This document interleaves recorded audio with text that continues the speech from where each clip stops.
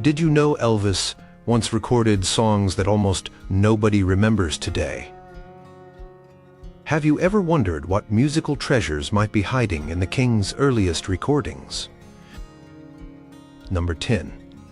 Just Because. Ever heard Elvis croon a song so obscure, even die-hard fans might scratch their heads? Just Because is exactly that hidden gem. Recorded during his legendary Sun Records sessions, this track shanks the raw, unbridled talent that would eventually make Elvis a household name across America. The song itself was originally a hit for the Shelton Brothers in 1935, but when young Elvis got his hands on it at Sam Phillips' tiny Memphis studio, something magical happened. During that fateful recording session in 1954, Elvis was still finding his voice, still discovering the unique blend of country blues and rhythm that would become his signature sound. Just Because captures this beautiful moment of artistic discovery. His voice cracks with emotion. The backing is sparse yet effective, and you can almost feel the electricity in the air of that small recording studio. What makes this track so fascinating is how it reveals Elvis's deep musical knowledge, even as a teenager. He wasn't just a pretty face with a good voice. He was a musical sponge who absorbed everything from gospel sung in church to blues heard on Beale Street. Just Because demonstrates his ability to take an older country tune and inject it with a youthful energy that was completely new at the time. The song features the classic Sun Records backing band with Scotty Moore on guitar and Bill Black on bass. Their nihilist approach creates the perfect backdrop for Elvis's voice to shine through.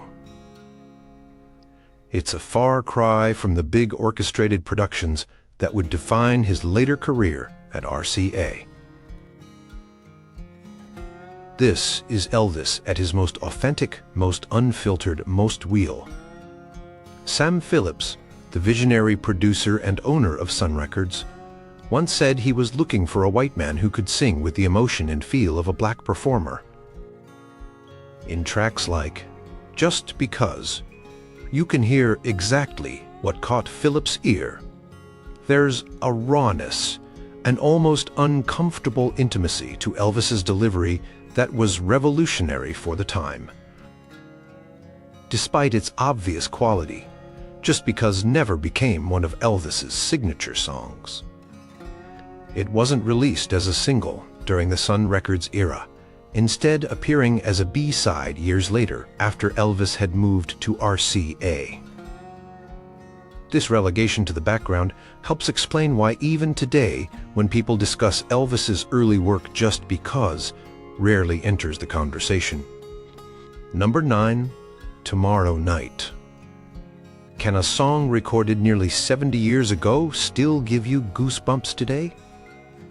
Tomorrow Night proves it's possible. This hauntingly beautiful ballad captured Elvis in a moment of pure vocal vulnerability that many fans have never experienced. Recorded during his Sun Records days, but not released until decades later. Tomorrow Night reveals a side of Elvis that his early rockabilly hits only hinted at. The song itself has a fascinating history. Written by Sam Coslow and Will Gross in 1939, it had been recorded by Lonnie Johnson and later by blues artist Laverne Baker. Elvis, with his encyclopedic knowledge of American music, reached back to these versions for his interpretation. The result is a slow, measured performance that shanked his remarkable control and emotional depth. What's most striking about Tomorrow Night is how mature Elvis sounds.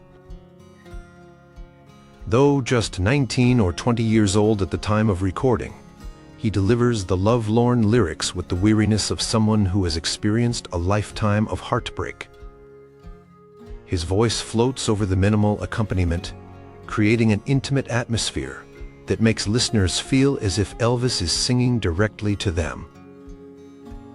Sam Phillips decided not to release Tomorrow Night during Elvis's time at Sun Records. Some music historians suggest Phillips felt the ballad didn't capture the revolutionary sound they were developing together, preferring instead to focus on more upbeat, boundary-pushing tracks like That's All Right and Blue Moon of Kentucky.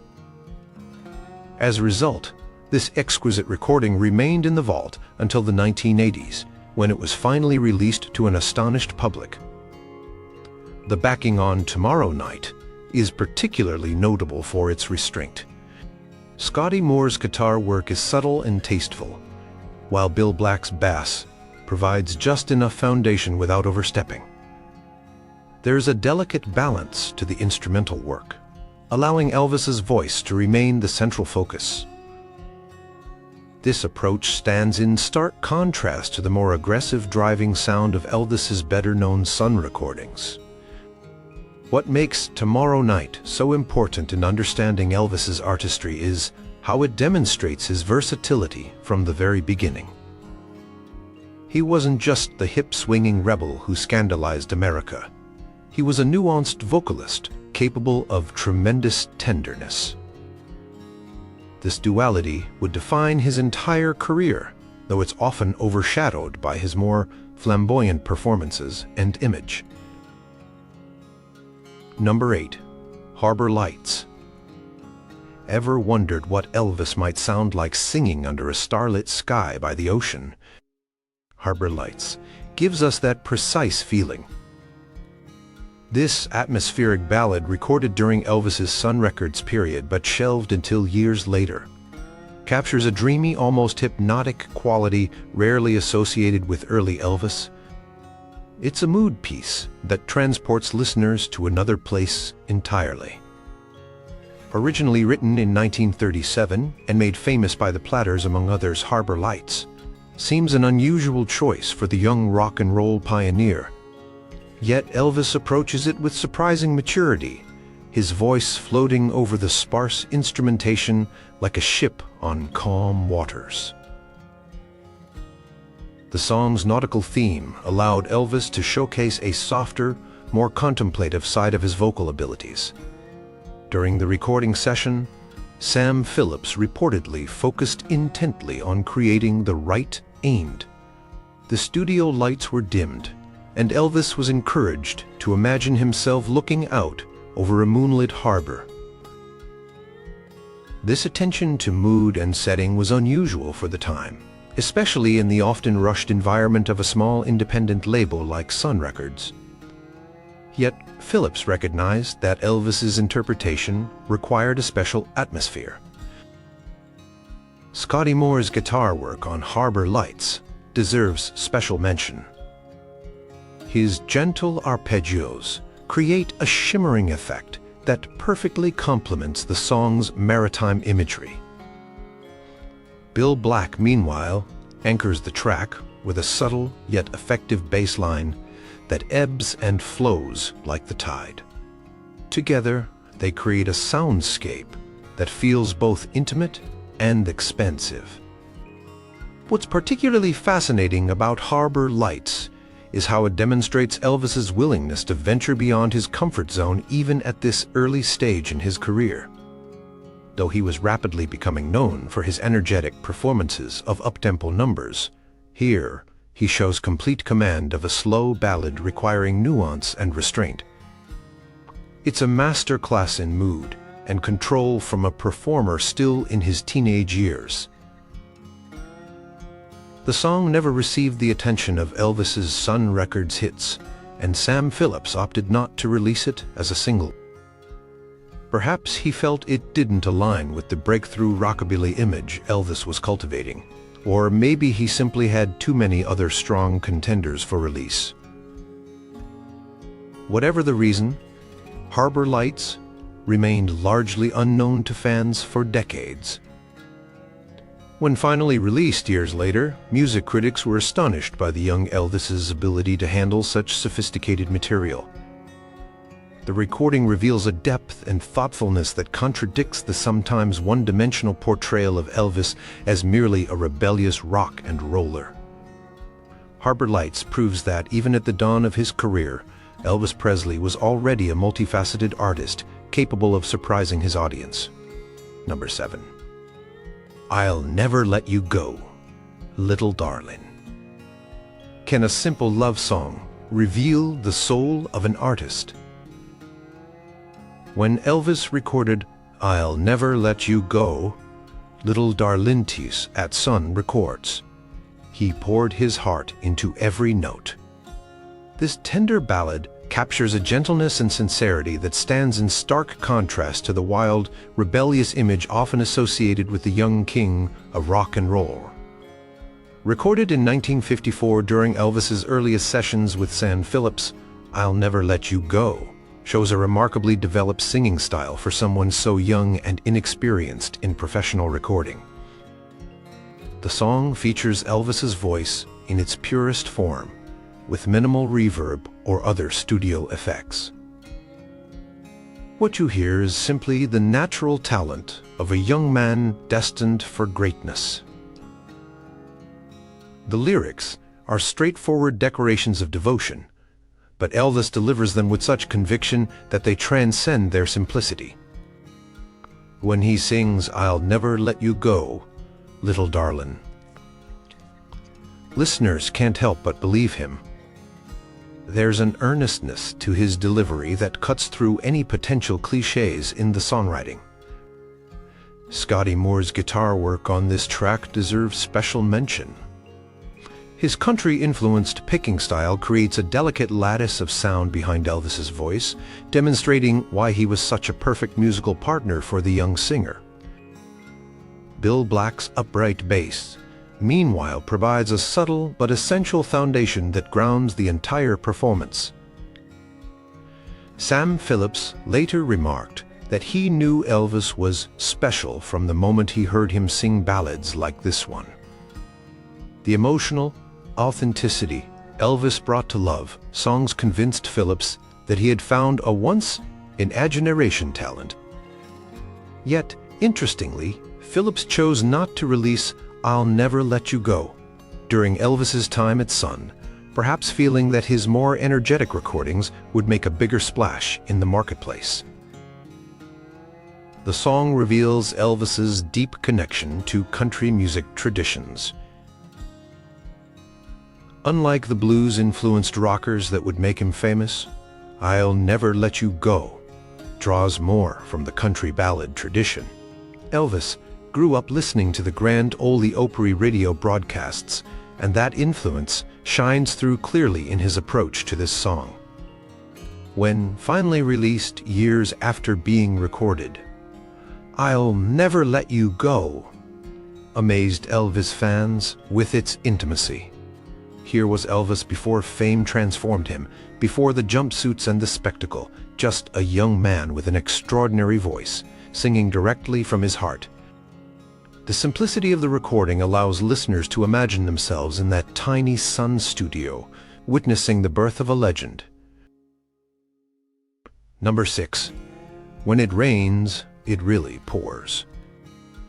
Have you ever felt like everything's going wrong at once? Elvis certainly captured that feeling in When It Rains, It Really Pours, a blues-infused track that shanks his ability to convey genuine emotion through music. This little-known gem from the Sun record sessions reveals a depth of feeling that belies the singer's youth. Recorded in late 1955, as Elvis's time at Sun was coming to an end, this track never saw release during the Sun Records era. Sam Phillips had already sold Elvis's contract to RCA for the then astronomical sum of $35,000, and this recording was left in the vault until much later. Perhaps this explains why even dedicated Elvis fans might not be familiar with this powerful performance. The song itself is a classic tale of woe, with Elvis lamenting how troubles seem to come all at once. What makes the recording special is the conviction Elvis brings to the lyrics. Though still a very young man, he manages to inhabit the character of someone who has faced significant hardship, making the listener believe every word. This ability to convey authentic emotion regardless of his personal experience would become a hallmark of Elvis's greatest performances.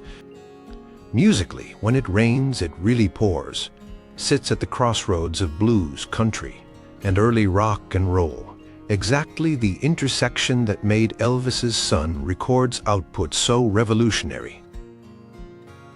Scotty Moore's electric guitar work is particularly noteworthy, with stinging lead lines that complement Elvis's vocal perfectly. Bill Black's walking bass, meanwhile, drives the song forward with relentless momentum. What's particularly interesting about this track is how it foreshadows the direction Elvis would take in his early RCA recordings. The bluesy feel and more complex arrangement point toward the fuller sound he would embrace once he had access to RCA's larger studios and additional musicians. In many ways, When It Rains, It Really Pours serves as a bridge between the stripped-down Sun Records sound and what was to come. Despite its quality, the song remained unreleased for decades.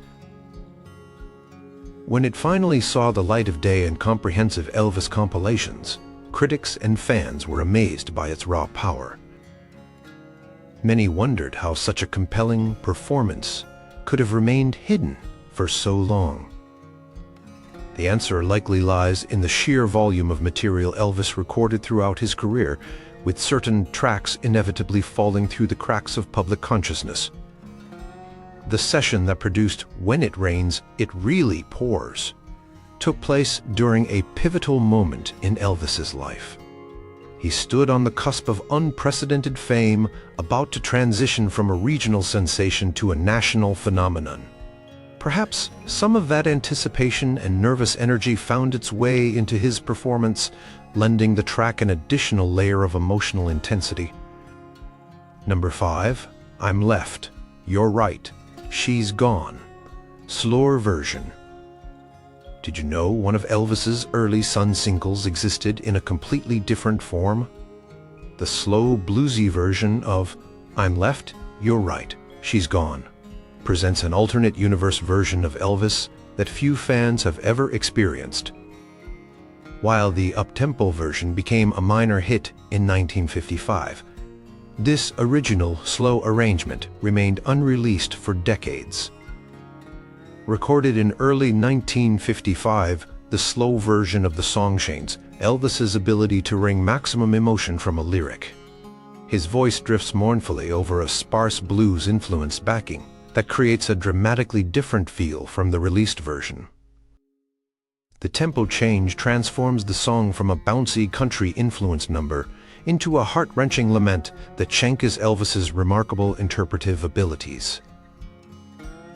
Sam Phillips ultimately decided that a faster, more commercial version would better suit radio play, and he instructed Elvis and the band to re-record the song at a livelier tempo.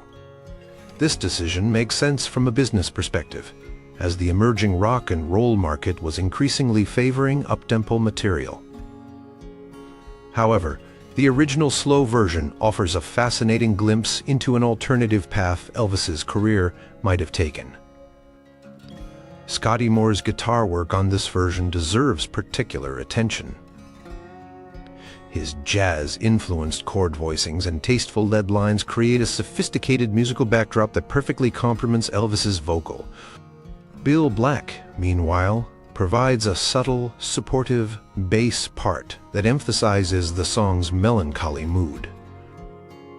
Together, they create a sound that's more suited to smoky late-night venues than the teenage record hops Elvis would soon be conquering. What's especially revealing about this version is how comfortable Elvis sounds in this bluesy, downbeat environment.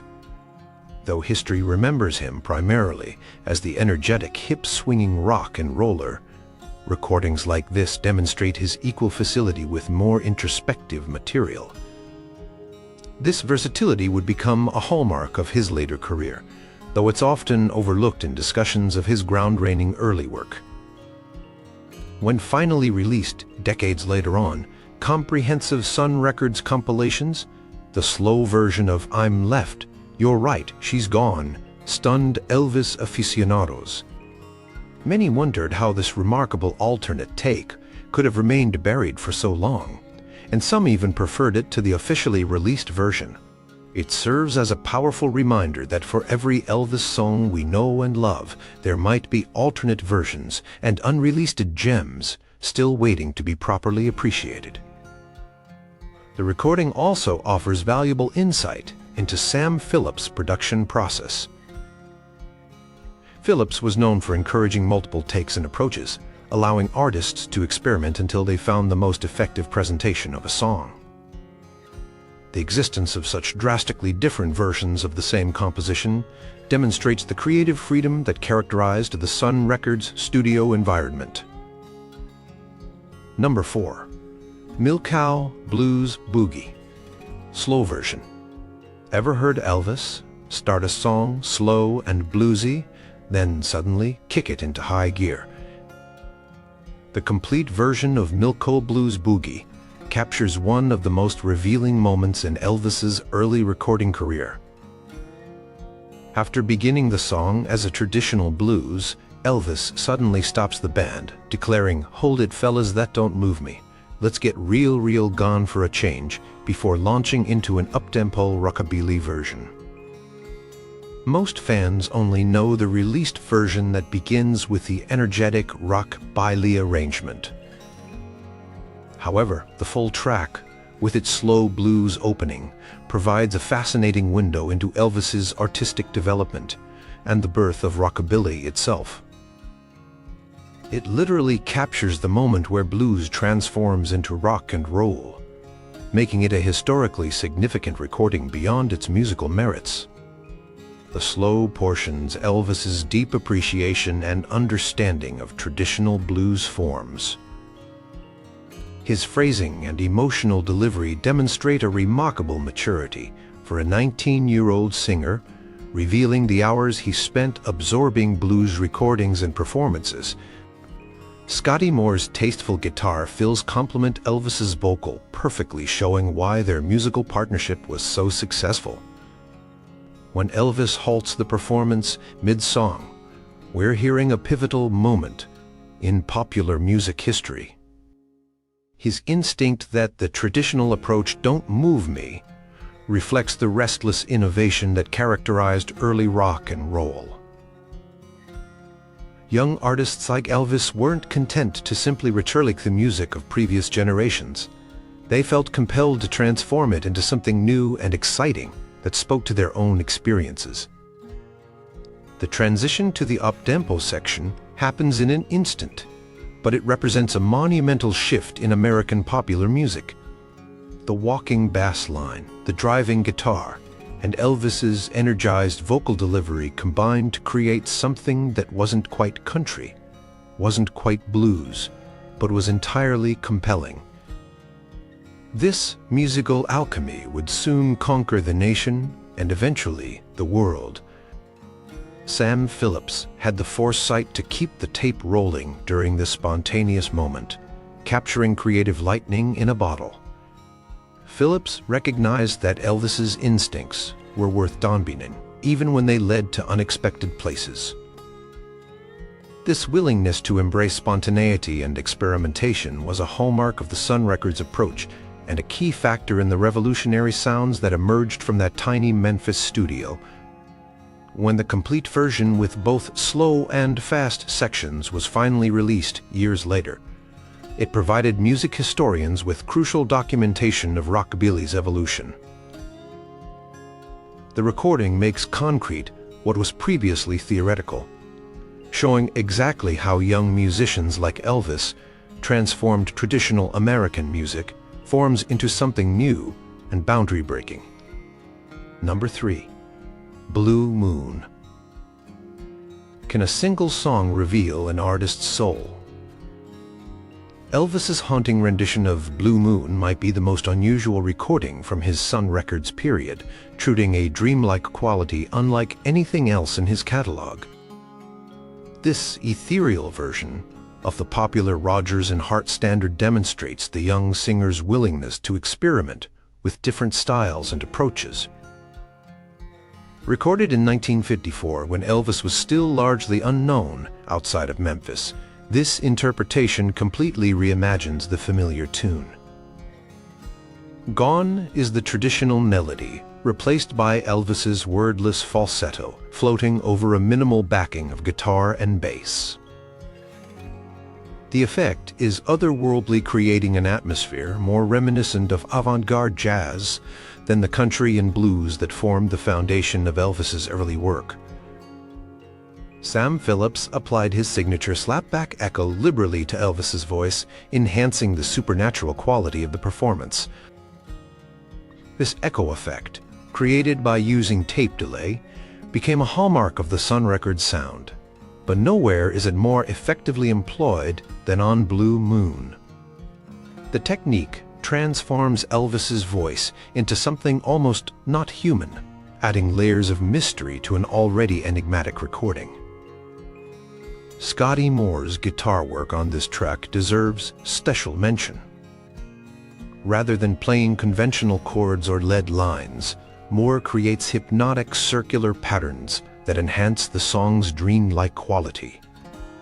Bill Black, meanwhile, anchors the performance with a subtle, almost subliminal bass part that provides just enough foundation without breaking the spell. What makes Blue Moon particularly fascinating is how it contradicts the commonly held image of early Elvis.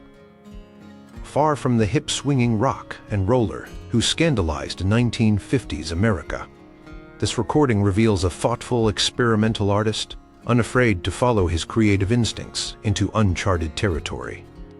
It suggests depths to Elvis's musicality that even some of his most dedicated fans might not fully appreciate.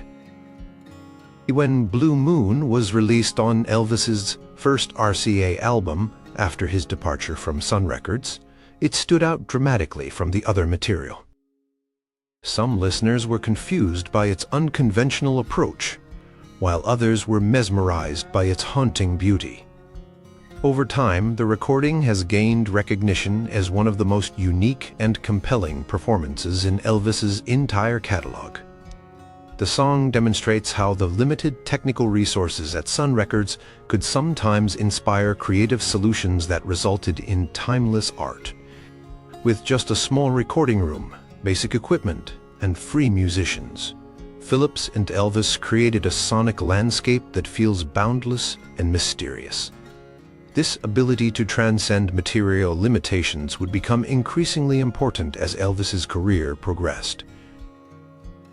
Number 2. I Don't Care If the Sun Don't Shine. What happens when Elvis takes a Disney song and transforms it into something entirely new? I Don't Care If the Sun Don't Shine demonstrates Elvis's remarkable ability to reinvent existing material, taking a tune from the animated film Cinderella and infusing it with energy and attitude that Walt Disney never imagined.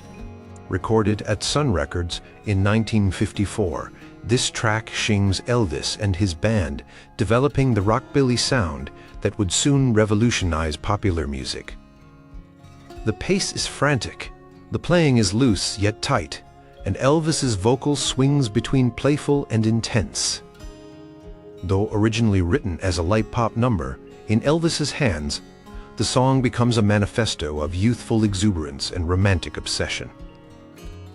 What's particularly interesting about this recording is how it demonstrates Elvis's instinctive ability to find the hidden potential in seemingly unlikely material. Few would have looked at a Disney song and seen rock and roll potential, yet Elvis immediately recognized how the melody and lyrical concept could be transformed. This talent for musical reimagination would serve him well throughout his career.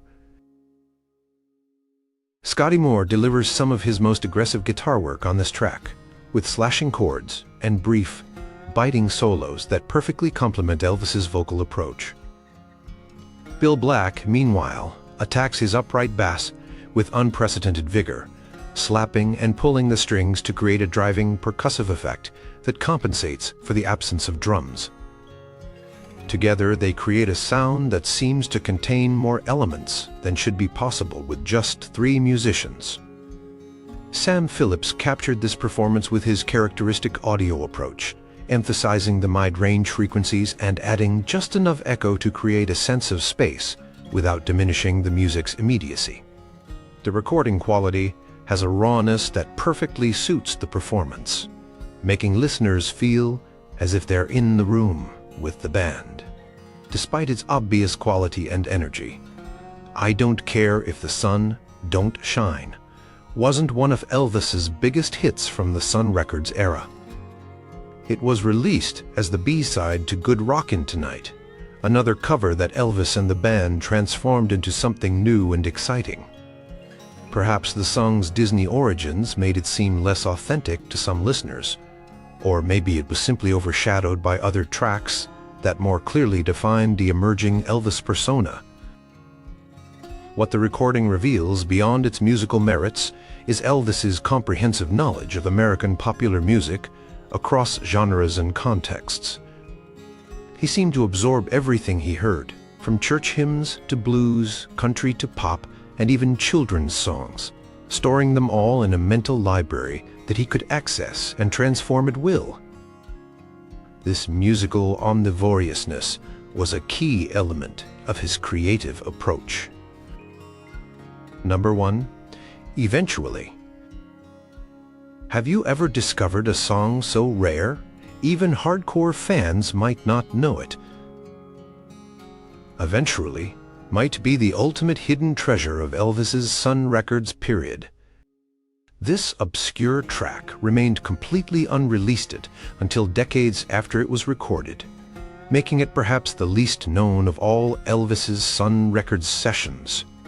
Recorded in late 1955 as Elvis's contract with Sun was being sold to RCA, eventually captures Elvis at a pivotal moment in his career.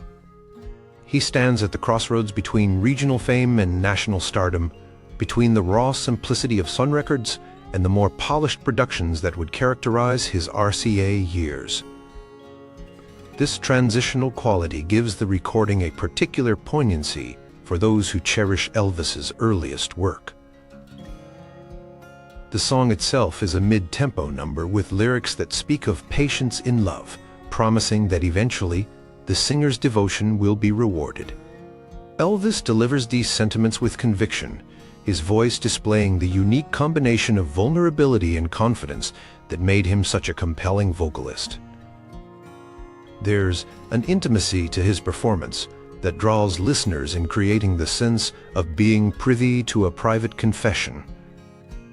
Scotty Moore and Bill Black provide their typical excellent backing, with Moore offering tasteful guitar fills that complement rather than compete with Elvis's vocal. The rhythm has a gentle swing that changes the trio's increasing musical sophistication after 2 years of playing together.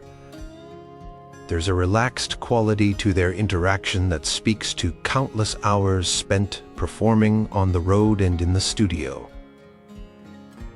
Sam Phillips' production emphasizes the warmth in Elvis's voice, while maintaining the sense of space that characterized Sun Records' best work.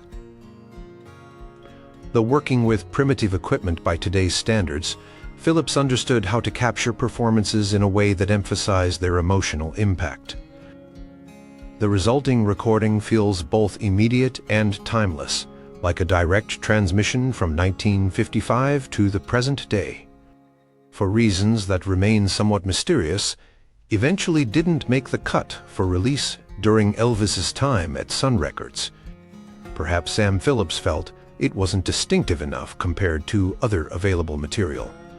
Or maybe the song was simply caught in the shuffle as Elvis transitioned to RCA. Whatever the reason, this gem remained in the vault until comprehensive releases of Elvis's Sun material many years later. When finally made available to the public, eventually surprised even dedicated collectors with its quality. Here was a fully realized Elvis Presley performance that somehow had escaped the attention of generations of fans. Its belated discovery serves as a powerful reminder that even the most thoroughly documented musical careers can contain overlooked treasures waiting to be appreciated. What other musical treasures might still be hiding in the vaults of Sun Records, waiting for future generations to discover them?